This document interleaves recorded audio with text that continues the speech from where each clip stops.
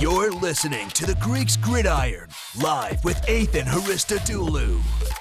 What's going on, everybody, and welcome back to the Greeks Gridiron. I am Ethan Haristodoulou, and today I am focusing on the Baltimore Ravens in my free agency preview series, going over a player I want to see him let go, a player I want to see him re-sign, and a player I want to see him go after when this year's free agency period opens up next week. So my Ravens fans, comment down below, let me know your thoughts. Who do you think that they should let go, bring back, and go after? And on top of that, obviously, the big news regarding quarterback Lamar Jackson, the Ravens opting to franchise tag him with the non-exclusive tag, putting him on the books for about $32 million, but also allowing teams outside of the Ravens to offer him a contract. And if the Ravens decide to not match, they'll have to cough up 2 first-round picks for the right to attain Lamar Jackson, or the Ravens can opt to match whatever that offer is and secure him as the long-term answer at the quarterback position. I'm really curious to see how that all plays out, so I'd love to get your thoughts on that as well.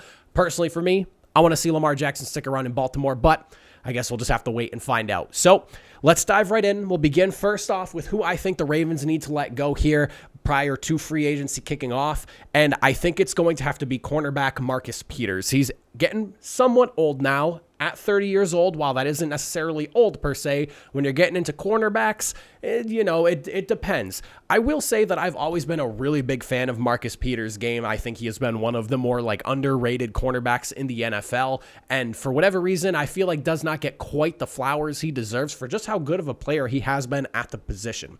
However, going back to just this past season, only playing in 13 games, he did miss a few due to injury. On top of that, the career low in interceptions, only 1, which is kind of saying something because Marcus Peters has been a guy who's been good for multiple interceptions, especially 3+ in a year, many times in his career years over, but only a single sack, 64.3% completion percentage. But again, that big thing for me is that 13 games missed, especially those last 3 towards the end of the season.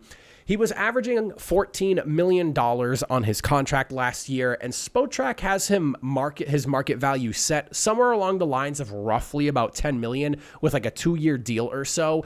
While I do think that number is a little bit high considering his age, and again, missing a few games this year, he missed the entire year previously due to the ACL injury he suffered in the preseason prior to 2021. I feel like, you might not have to fork over as much money to keep him around, but he is still somebody that, minus the injury in 21 and a down year coming back from an ACL injury in a position that involves a lot of, lateral movements and quickness and reaction and stuff like that, you tend to be a little bit slower and a little less trusting of that leg when you're coming back from an injury like that.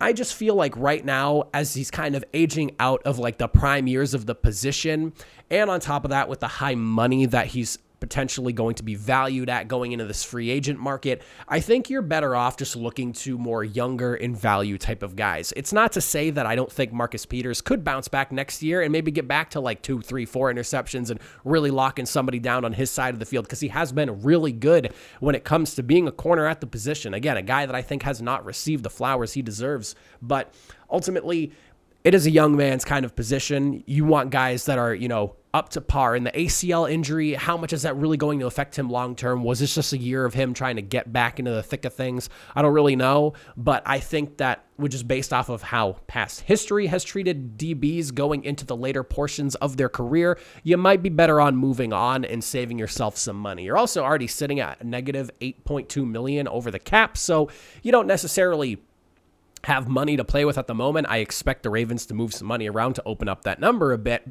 between now and when free agency actually kicks off. But I will say that I just think for the amount of money that you're probably looking at having to pay him to bring him back again, you might just be better off moving on. Now, looking at somebody that I think they should re-sign, speaking of age, but for this guy, it seems like it's just a number. I'm looking at pass rusher Justin Houston, and I think he's somebody that the Ravens really need to consider bringing back. This is a guy who seems to be aging like fine wine, and in 14 games, not being your starter, being a rotational guy, again, not a starter. He had 1 start in 14 games this year for the Ravens. He had 9.5 sacks, 7 tackles for loss, 25 total pressures. I think that speaks a lot to the player that he is, to where he is still physically, to the fit that he is within your scheme, and just his overall preparedness and take I guess I don't want to say tack, but like approach to the game. He is one of the more savvy veterans for somebody at his age to still be producing the way he is. This is like a kind of like a match made in heaven type deal. Again, this is a guy who had 9.5 sacks as a non-starter, a guy that comes in for pass rushing downs. And that's ludicrous because some guys start and can't even hit 6, 7, or 8 sacks in a season. So with that in mind, I think that it would be a grave mistake to not at the very least consider bringing him back. I think that this is a guy who fits extremely well with what the Ravens do on defense. You couple that with the fact that you were only paying him $3.5 million last season, and Spotrac has his market value listed at around 5.3, so a little bit more than what you had to pay him last year, but that does fall in line with like a few other guys that have aged fairly well in the league. You think like Calais Campbell at 35, he signed a $6.5 million deal, so looking around that like $5 million range or so, maybe a little bit more, maybe a little bit less. We'll see if he wants to take a team-friendlier contract to stay in Baltimore because he's had so much success there. I think you need to bring him back. Again, I know that especially with a tighter number in cap space, again, that, over the cap by 8.2 million number I had mentioned just a second ago, you typically want to trim the fat, and typically that fat ends up being aging veterans, but Justin Houston doesn't really seem like he's slowing down, and he's keeping up the pace. He's looking really good. Bring him back. Keep him around. Help him grow some of those younger edge rushers and pass rushers altogether, just D linemen that you've drafted over the last few years. Have him pass on whatever it is that he's doing to those young guys, because it's clearly working at 34 and still finding the success that he is, nearly notching double-digit sacks this past season. I think it would be a big mistake not to bring Justin Houston back. Now, for my third and final piece, and excuse my voice if it's starting to sound horrendous here. I've been sick, and my voice has been one thing that has just not really come back to me yet in the last week. I am looking at somebody I would like to see the Baltimore Ravens pick up, and that is going to be cornerback Rock Ya-Sin. Now, why am I saying to go after him?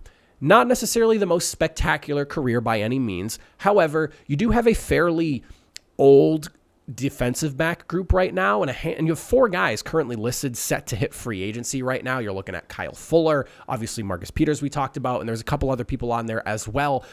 With that in mind, I think it would be a good idea for the Ravens this year, and I won't get into this too much, but I will at least mention it. The Ravens should probably be looking at defensive back help in the draft this year, and maybe even going after a guy or two that could be good value with some potential upside in free agency. And I feel like Rock Ya-Sin definitely hits that mark. At 26 years old, he has flashed some talent. And I will say that while early in his career, he was a penalty machine. He had 15 penalties accepted in his first 2 seasons. He cut that down over the last couple of years. His final year in Indy, and that 1 year he's played in I almost said Baltimore, excuse me. I want him to be in Baltimore, in Las Vegas for the Raiders. He's only had 7 penalties accepted in the last couple of years. He has definitely figured that portion of his issues out, but I do think that he needs to be in a system that coaches really well and really plays to his strengths. And if there's one thing that I have consistently admired about the Ravens throughout the entire lifespan that I've had, because for the 27 years that I've been alive, the Baltimore Ravens have always had a good defense, have always been able to get the absolute best out of their defensive players, and I feel like you can bring guys into Baltimore, and you typically get more out of them than you would elsewhere. And I feel like with the coaching and the system that they have over there in Baltimore, it plays to a lot of players' strengths. And Rock Ya-Sin being 26 and having flash talent while he was in Indy, and this past year, not necessarily the most impressive in Las Vegas by any means, but I just feel like that was more just kind of what they have going on over there in Las Vegas more than anything else. This would be a guy that I'd be very heavily interested in seeing brought in over to Baltimore. You couple that with the fact that he's probably not going to cost you a lot of money because, again, he hasn't necessarily had a ton of success, but he has some really good physical tools and some really good traits that I think you'd want to bring in for a young guy like him at 26. I think he would find some success over there in Baltimore, and even if he's not a starter for you, I think he'd be a solid depth piece at the very least that helps you get a little bit younger in what is an aging cornerback room at the very moment. And with, again, 4 guys already set to hit free agency, and I just listed off one I think you need to let walk. I think Kyle Fuller needs to go as well. At this point, you need to find some DB help, and for cheap and good value and some good potential upside, Rock Ya-Sin makes a lot of sense for me personally. But That's kind of how I'm looking at the free agency of the Baltimore Ravens. My Ravens fans, again, let me know in the comment section down below. What are you thinking? What would you like to see from the Baltimore Ravens going into this free agency period next week?